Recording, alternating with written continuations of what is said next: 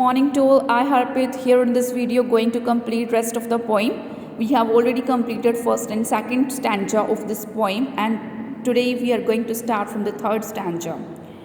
Surely Shakespeare has wicked the map a bad example. Here the poet is saying that it will be weak to talk of Shakespeare to these poor children. Showing them the map as an example of the world will be a bad example. With ships and sun and love tempting them to steal for lives that slyly turn in their cramped holes. The love of such a big and sunny world with all its ships will only tempt them to steal because they have no means of their own to reach it. Like rats, they spend their lives slyly in their cramped holes for them. From fog to endless night, on their slack heap, these children. Like rats, they spend their lives slyly in their cramped holes, and for them, life is all foggy and endless night. On their slack heaps, these children wear skins peeped through by bones and spectacles of steel, with mended glass like bottle bits on stones. They have on their body a skin through which all their bones are clearly visible. They are wearing spectacles with a second-hand steel frame and in which the glass has been readjusted. They look like bits of broken bottles lying on the stones. All of their time and space are foggy slum, so blot their maps with slums as big as doom. All the time of these poor children is spent in the foggy slum and they know of no other place. So it would be better to blot their maps with slums as big as doom. It's no good to show them the maps of the world when their only world is foggy slums from the life to death. So here difficult meanings are also here. Wicked, evil, tempted means pursued, slyly means strictly, cramped, confined, slag, very weak, mended, repaired, blot, to mark with the spot. Literary devices, here three literary devices has been used. In first place where their house are compared with cramped holes. So metaphor has been used here because we are comparing but not without using like and as. Simile, their repaired spectacles. Here we are using simile because we are comparing their spectacles with this bottle bits on stone. Here is a line like bottle bits on stone. We are using like here, so this is simile.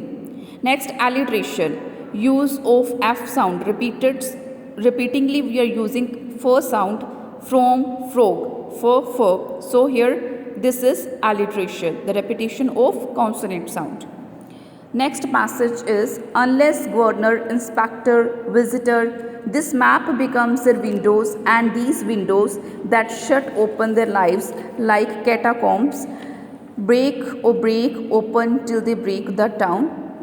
Here the poet addresses this line to the school governor, inspector, or who comes here as a visitor only. He says that the maps of the world have no meaning for these poor children until they are taken out of their slum.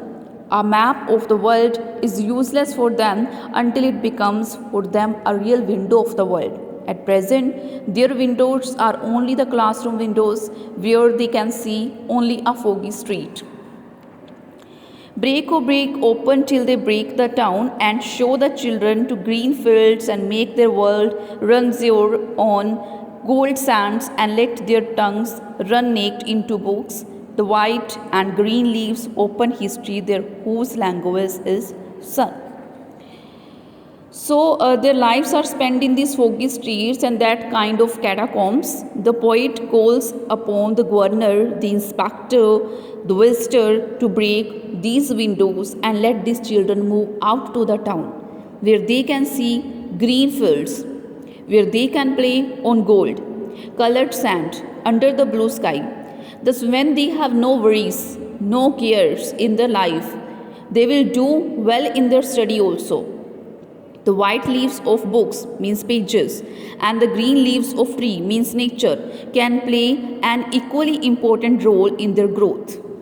The poet says that history belongs to those whose language is the sun, means here he wants to say that we are free to enjoy anything under the sun.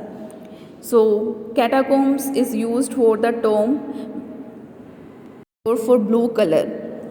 Literary devices, here metaphor and anaphora is used in this passage. Metaphor, the white green leaves open, means books and nature are expressed in form of white and green leaves. And anaphora, when there is repeated words run consecutively two lines, in consecutively two lines we are using in the last three and second last and last third lines, we are using run and run repeatedly in consecutive lines. This is called anaphora. So these are about the literary devices, and today we have completed our poem. Thank you. Have a nice day.